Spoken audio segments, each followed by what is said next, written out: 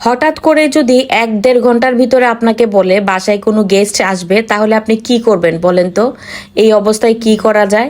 আমারও ঠিক এই অবস্থাই হয়েছে। হঠাৎ করে আমার মেয়ের বান্ধবীরা বলছে বাসায় আসবে। মেয়ে এসে বলল বান্ধবীরা আসবে, এখন আমি কি করব? আর যেহেতু বাচ্চারা চিকেন পছন্দ করে, তাই ভাবলাম আজকে একটা চিকেনের আইটেমই করি। এবং খুব সহজে ঝটপটভাবে আমি এই মুরগ পোলাওটা তৈরি করেছিলাম। খেতে কিন্তু অসম্ভব মজার হয়েছিল। মুরগির মাংসটাকে আগে থেকেই পিস পিস করে কেটে লবণ আর অল্প একটু মরিচের গুঁড়া দিয়ে মাংসগুলোকে ভালো করে ভেজে নিয়েছি। তারপরে এই ভাজা মাংসগুলোকে নর্মালি আমরা মুরগ পোলাও যেভাবে রান্না করি বা যেই মশলাগুলো ব্যবহার করি ওগুলা দিয়ে আমি একদম রোস্টের মতো রান্না করে নিয়েছি। রান্না হয়ে গেলে আমি এখানে মাংসটাকে উঠিয়ে রেখেছি।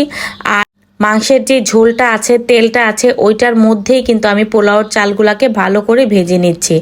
ভেজে পরিমাণ মতো পানি দিয়ে প্রথমে আমি পোলাওটা রান্না করেছি।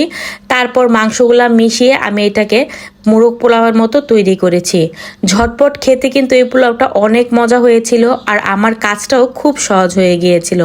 হঠাৎ যদি মেহমান চলে আসে তাহলে কিন্তু একই সাথে পোলাও, মুরগি ২ রকম ৩ রকম রান্না না করে এই রান্নাটা আপনারা ট্রাই করতে পারবেন। আর একবার যদি রান্না করে কাউকে খাওয়ান তাহলে কিন্তু অবশ্যই সে আপনার প্রশংসা না করে পারবেই না। আর তার থেকে বড় কথা হলো আপনার কষ্টটা কিন্তু অনেক বেশি কমে যাবে।